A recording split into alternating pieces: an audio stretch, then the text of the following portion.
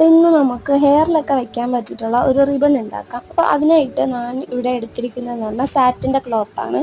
9 inch വീതിയും അതുപോലെ 15 inch നീളവുമാണ് എടുത്തിട്ടുള്ളത്. അതിനെ രണ്ടായിട്ട് മടക്കി ഒന്ന് സ്റ്റിച്ച് ചെയ്യുക, അതുപോലെ പിന്നെയും രണ്ടായിട്ട് മടക്കി ഒന്ന് സ്റ്റിച്ച് ചെയ്തിട്ട് എടുക്കുക. അപ്പോൾ ഇതുപോലെ വീഡിയോയിൽ കാണുന്ന പോലെ ചെയ്താൽ മതി.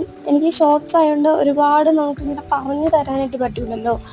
അത് കഴിഞ്ഞിട്ട് 15 ഇഞ്ച് നീളവും വീതിയുള്ള ഒരു ക്ലോത്ത് എടുക്കുക.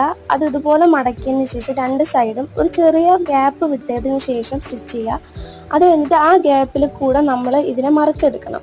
അത് കഴിഞ്ഞിട്ട് നമ്മൾ വീഡിയോയിൽ കാണുന്ന പോലെ നൂല് വെച്ചിട്ട് കെട്ടിക്കൊടുക്കുക. നമ്മൾ ഫസ്റ്റ് ഉണ്ടാക്കിയ സംഭവം കൂടെ വെച്ചിട്ട് ഒന്നും കൂടെ നമുക്ക് നൂല് വെച്ചിട്ട് ചുറ്റി കൊടുക്കുക. അത് കഴിഞ്ഞിട്ട് ഇതുപോലെ ഒരു ക്ലോത്ത് എടുത്ത് ഇതുപോലെ കട്ട് ചെയ്ത് സ്റ്റിച്ച് ചെയ്തിട്ട് എടുക്കണം. അതാണ് നമ്മൾ നടുക്ക് വെക്കാൻ പോകുന്നത്. അത് കഴിഞ്ഞിട്ട് സ്ലൈഡ് നമ്മൾ ഒട്ടിച്ചു കൊടുക്കുന്നുണ്ട്. അപ്പോൾ ഇത്രയേ ഉള്ളൂ. ഇഷ്ടപ്പെട്ട ലൈക്ക് ചെയ്യാൻ മറക്കണ്ട, അതുപോലെ സബ്സ്ക്രൈബ്.